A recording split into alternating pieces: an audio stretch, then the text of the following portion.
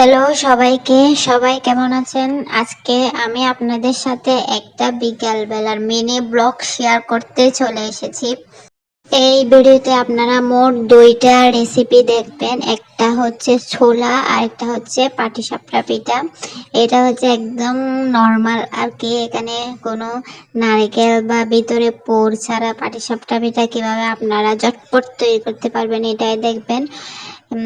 এদিকে হচ্ছে আমি ছোলা ভুনার জন্য পেঁয়াজ দিয়ে মশলাগুলোকে একটু কষাই নিব।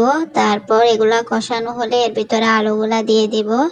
এগুলাও একটু ভালো মতো কষানোর পর তারপর দিয়ে দিব হচ্ছে ওই যে ছোলা যেগুলা আগে থেকে সিদ্ধ করে রেখেছিলাম, ওইগুলা এর ভিতর দিয়ে দিব। তারপর কিছুক্ষণ নাড়াচাড়া করব। তো আপনাদের কাছে আমার ভিডিওগুলা কেমন লাগে অবশ্যই কমেন্টে জানাবেন। তারপর হচ্ছে আপনারা আমার রান্নার রেসিপিগুলো আপনারা কিভাবে উপভোগ করেন ওইগুলোও জানাবেন।